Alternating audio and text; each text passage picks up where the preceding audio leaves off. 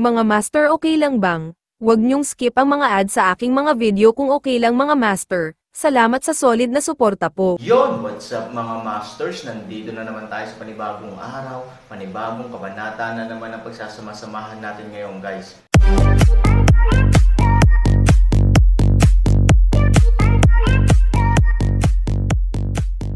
Bali mga masters, kung bago ka pa lang po sa aking YouTube channel, please click the subscribe button, lalong-lalo na po yung notification bell guys, para maging connected pa rin tayo sa isa't isa at maging updated kayo sa mga susunod ko pang video.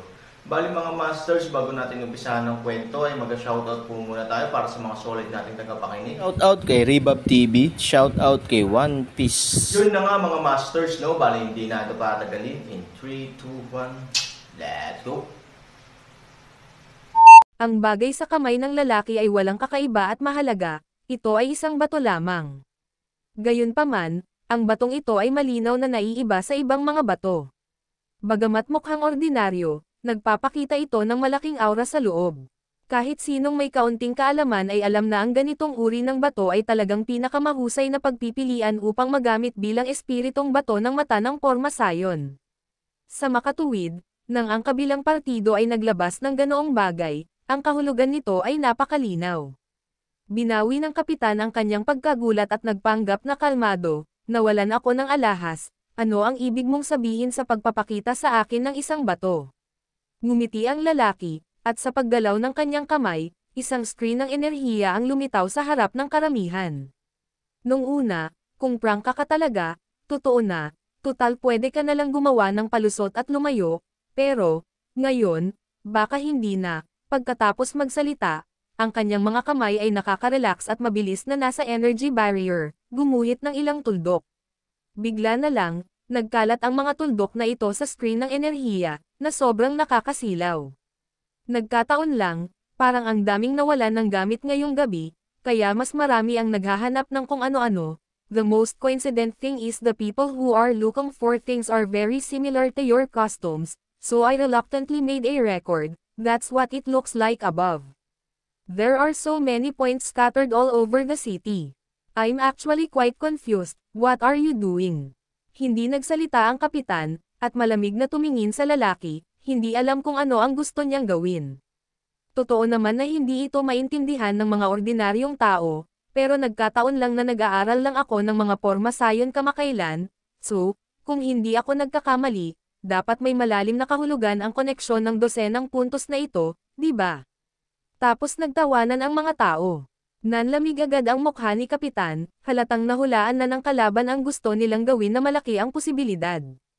Gayunpaman, ang kanyang puso ay hindi patay hanggang sa dilaw na ilog, hawak pa rin niya ang huling pagkakataon, hindi ko alam kung ano ang iyong pinag-uusapan.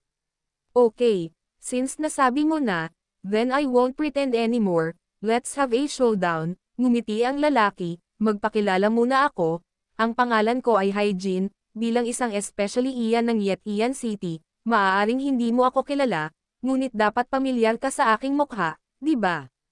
Halatang nabigla ang kapitan, ang deputy commander ng Yetian City Cavalry Regiment, bagamat siya ang namamahala sa intelligence collection sa syudad, sa totoo lang ay wala pa siyang masyadong alam sa mga second and third level figure na ito, pero syempre alam niya ang mga pangalan nila, narinig.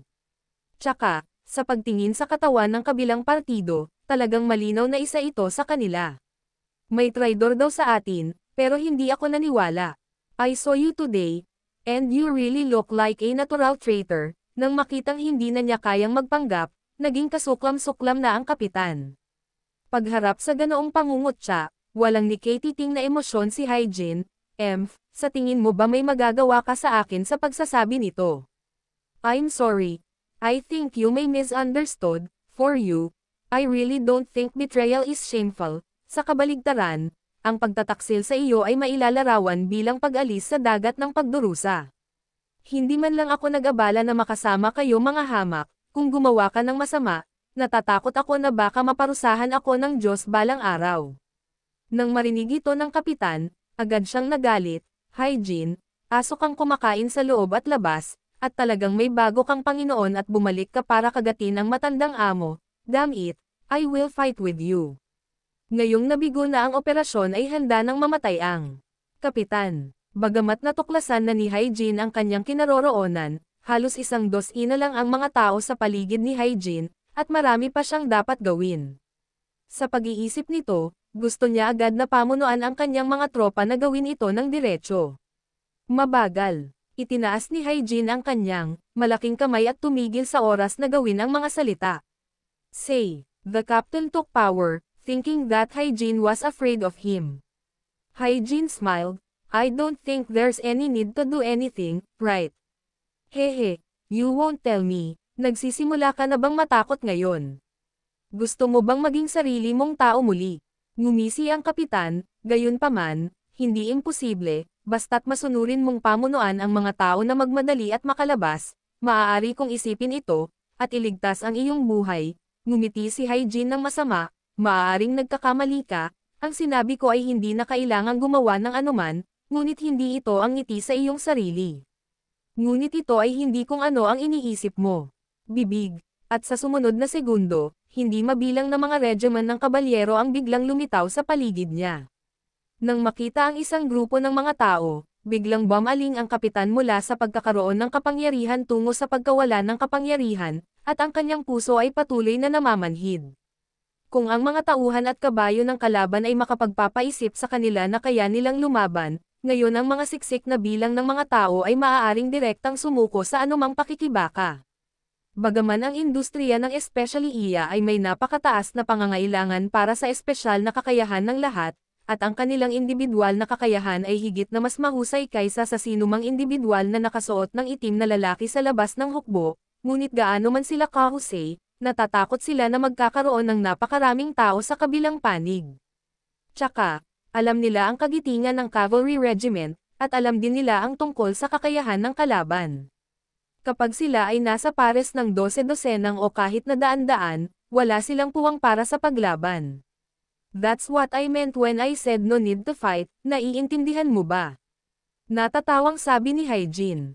Medyo nataranta ang kapitan, sinustok mo ba ako? Matagal ka nang naambush. May isip mo din yan, natatawang sabi ni Hyjin. Ito ay imposible, posible bang alam mo na ang aming kinaroroonan? Gulat na sabi ng kapitan. Kung pansamantala lang niyang natuklasan ang kanyang mga kilos, imposibleng magpadala siya ng napakaraming tao para maghanda, sa kabaligtaran, upang mahanap ang kanyang sarili, ang mga tao ay dapat na mas nakakalat. Pagkatapos ng lahat, ito ay ang pangkat ng operasyon sa kanyang sariling lungsod, na kumalat sa higit sa 12 mga posisyon. But this guy Hyjin, ang dami lang tao sa isang lugar. Dapat alam mo na kung maraming tao sa lahat ng dako ay madali para sa kanya na malaman kapag kumilos sila, ngunit hindi niya napansin na may malalaking tropa sa lungsod bukod sa mga orihinal na gwardya. So, kahit anong tingin mo, malabong mangyari. Maliban na lamang kung alam ng kabilang partido ang tungkol sa kanyang mga aksyon matagal na ang nakalipas, at tinambangan sila ng maaga, upang kung sila ay kumilos ng mag-isa, sila ay susunod, pagkatapos ay magkakaroon ng ganoong sitwasyon kung saan sila ay biglang napapaligiran ng maraming tao. Hyjin smiled lightly. I'm just a traitor, how can I know such a high-ik? However, I have a superior na maaring mas matalino pa sayo, so he predicted in advance that you are coming action. Hindi pa rin maintindihan ng kapitan, alam niya nang maaga na tayo ay gagawa ng aksyon ngayong gabi, hindi mahirap. Kahit sinong medyo mapagbantay ay dapat malaman na tiyak na kikilos tayo ngayong gabi, hindi ko lang maintindihan kung bakit malinaw. Mong nahahawakan kung nasaan tayo. Ngumiti si Hyjin, napakasimple, bagamat nasa dilim ka at nasa liwanag tayo, priority mo kami, pero sa kabilang banda, kung una kang gumalaw, iba na kung sino ang liwanag at sino ang dilim. Lumabas si Han Sanchen sa gabi upang aliwin ang mga mamamayan ng Yetian City. Siyempre, sa ibabaw, ito ay talagang upang patatagin ang moral ng hukbo, sa totoo lang, may ibang plano si Han Sanchen. Sa panahon ng digmaan, kapag ang labas ay gumagalaw, ang mga tao sa loob ay natural na hindi makakaupo, at kapag ang labas ay gumagalaw at ang pag-atake ay imposible pa rin, ang labas ay nagiging kainahinala, at ang loob ay dapat na mas balisa. Ang dahilan ay napakasimple. Kailangan nilang ipasa ang kapakipakinabang na impormasyon sa kanila sa loob upang matulungan sila. Sa ganitong paraan, ang mga especially iya sa loob ay hindi may iwasang gumawa ng isang malaking hakbang, at lalo na kapag nagpakita si Han Sanchen, ang mga especially iya ay ipapadala lamang ng mas madalas. Noon pa man ay batid ng aking pinuno ang iyong pag-iral, ngunit palagi niyang hinihiling sa amin na huwag gugulatin ang kalaban, ang layunin ay relax ang iyong pagbabantay, at ipaisip sa iyo na hindi pa namin nalaman ang iyong pag-iral, o na alam namin ang iyong pag-iral ngunit wala kaming magagawa tungkol sa iyo. Panipi, at ang pinakalayunin ay maghintay sa araw na magagawa natin ang lahat ng gusto natin. Ngumiti si Haijin, at nagpatuloy sa pagsasalita, sa panahon ngayon, ang mga tagalabas ay walang kapantay sa kamatayan, bilang mga tao sa lungsod, natural na tataas ang halaga ng iyong paggamit, na nangangahulugan din na ikaw ay magiging abala. Mga especially iya, kapag hindi ka gumagalaw, lalo kang magtatago, at kapag gumagalaw ka, mas madali kang malantad, bukod pa rito, masyado kang abala, kaya hindi mo maiwasang ipakita ang iyong mga paa, lumabas ang pinuno upang aliwin ang mga tao. Ngunit sa katunayan ay pinalabas ang ahas mula sa butas, at pagkatapos ay hinawakan ang iyong buntot, naghihintay na kumilos ka. Then, you guys move. Pagkarinig nito, namula ang mukha ng kapitan. You, what exactly do you want? Anong gusto natin? Mahinang ngumiti si Haijin, magkaiba tayo ng posisyon, kaya natural dapat kitang patayin, gayunpaman, iyon ang naging desisyon ko noon, ngayon, gusto kong iligtas ang buhay mo. Didn't you keep saying that I was a traitor? That's good. There is a saying that you will eventually live in a way you hate, therefore, I want you to betray them just like me. Bah! The captain yelled, you deserve it. I tell you, kill me if you want, cut me up if you want me, and want me to surrender and betray you, daydreaming. Umiling si Haijin, wag ka na masyadong magsalita, mahaba pa ang mga araw, hindi mo alam kung ano ang susunod na mangyayari diba? Pagkatapos sabihin iyon, diretsyong iwinagayway ni Haijin ang kanyang kamay, at sumugod ang isang malaking bilang ng mga tropa, agad na ibinaba ang kapitan at ang ilang mga tao sa paligid niya. Tara na, nag-utos si Haijin, nag-escort ng ilang tao, at nagtungo sa isang tiyak na lugar sa lungsod. Makalipas ang mga 10 minuto, isang grupo ng mga tao ang dumating sa isang lihim na silid sa ilalim ng lupa sa lungsod. Ang lihim na silid sa ilalim ng lupa ay napakasimple, maaari mo ring isipin na ito ay higit na katulad ng isang malaking espasyo sa ilalim ng lupa na pansamantalang hinukay, at ang hindi pagkakapantay-pantay ng lupa ay malinaw na makikita sa mga nakapalibot na pader. Gayunpaman, ang mga bagay dito ay kumpleto, may halos lahat ng uri ng instrumento ng pagpapahirap na hindi mo maiisip, kung wala sila, wala sila. Lahat ng mga bagay na ito ay tinipon ni Haijin mula sa mansyon ng Panginoon ng lungsod sa magdamag. Habang pinapasok ang kapitan at iba pa, sunod-sunod ding pinapasok ang isang grupo ng kanyang mga nasasakupan. Nang makitang dumarami na ang kanyang mga nasasakupan, ang kapitan na kanina ay may kislap na pag-asa, ngayon ay puno ng kawalan ng pag-asa. Dahil mas maraming tao ang naaresto, mas malamang na mabaygo ang kanilang plano sa pagkakataong ito. Hindi umimik si Haijin, umupo lang sa tabi, nakatingin kay Captain na may ngiti sa labi. Your name is Suya, right? Ngumiti si Haijin, ngayon naaresto na namin ang 65 sa 72 miyembro mo, kailangan mo pa bang maghintay? Pagkarinig nito, si Captain Huya ay naglabas ng ngipin sa galit, pagkatapos niyang arestuhin. Siyempre akala rin niya na marami sa mga miyembro ng team niya ang mapapatay, pero ang hindi niya inaasahan ay halos mapuksa siya ng iba. 7 manlalaro na lang ang natitira, ano ang magagawa ng numerong ito? Natatakot ako na walang ibang posibilidad kundi ang magtago. Misyon ng isang kabuoang kabiguan. We are all of the same kind, alam ko rin na hindi ka takot sa kamatayan, after all, you can be resurrected after death, ngumiti si Haijin. Pero sa kabilang banda, alam ko din kung ano ang mga kahinaan mo, kaya sapat na ako para pahirapan ka, method. Alam mo rin na ang pinsalang dulot ng isang taksil ay talagang hindi komportable kung minsan, dahil kilala ka niya ng lubos. Pagkasabi niyon ay winigayway ni Haijin ang kanyang kamay, at ilang tao ang agad na nagangat ng nakatali ng ngipin ng tigre. Tapos parang nakasabit na bacon, nakasabit sa bakal na singsing sa dingding. Huwag kang mag-alala, Hindi pa ikaw yun, ngumiti si Hyjin at tumingin sa mga subordinate sa tabi niya. Ang masama ang loob ng isang tao ay hindi ang pagpatay sa kanya, kundi ang palalay ng buhay niya kaysa sa kamatayan, kaya ang layunin ko ay putulin muna ang iyong mga kamay at paa. Dapat matagal na kayong kasama ng mga kapatid na ito, di ba? Ang lamig ng mukha ni Huya, biglang nanlamig ang likod niya, at inirapan niya si Hyjin, taksil ka, anong gusto mong gawin sa kanila? Kapatid mo silang lahat, anong magagawa ko sa kanila? Pero, I invite them to play, come on.